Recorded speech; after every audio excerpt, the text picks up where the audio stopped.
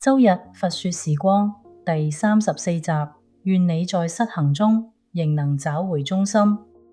今日讓心靜下來，聽聽佛說的智慧。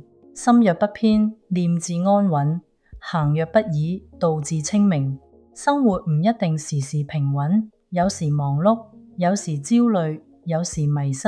但佛教教我哋唔需要完美，只需要回到中心。中心唔係某個地方，而係你內在的定與明。失衡唔係錯誤，而係提醒。你可能情緒起伏，身心疲憊，生活混亂，但呢啲唔係失敗，而係信號。佛陀講觀身、觀心、觀法，失衡係觀照的入口，係修行的開始。佛經中常講苦集滅道，苦唔係懲罰，而係提醒。集唔係束縛，而係覺察的契機。當你感受到失衡，就好似鐘擺偏離中心，提醒你要重新調整。願你唔因失衡而自責，而係因覺察而回歸。中心唔係靜止，而係穩定。佛教講中道，唔偏激，唔極端，唔執着。中心唔係冇動，而係動中有定；唔係冇情緒，而係情緒中有覺察。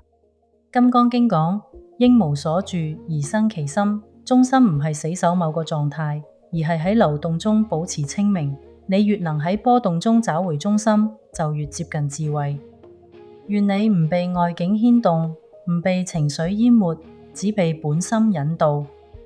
收回中心的方法：一、靜坐觀心，觀照自己有冇偏離本心或失去定力；二、身心掃描，由頭到腳覺察每個部位嘅感受；三、覺察混亂，面對困境時唔急住處理，而係先問我此刻嘅中心喺邊度。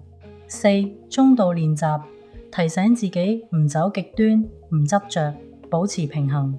五、日常回歸，將回中心變成習慣，唔係一次回歸，而係日日練習。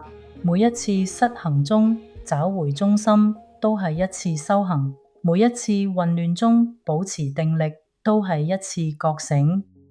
本周金句分享：願你喺動盪中仍能穩定，願你喺失衡中仍能清明，願你在世事無常中仍能安然照見光明。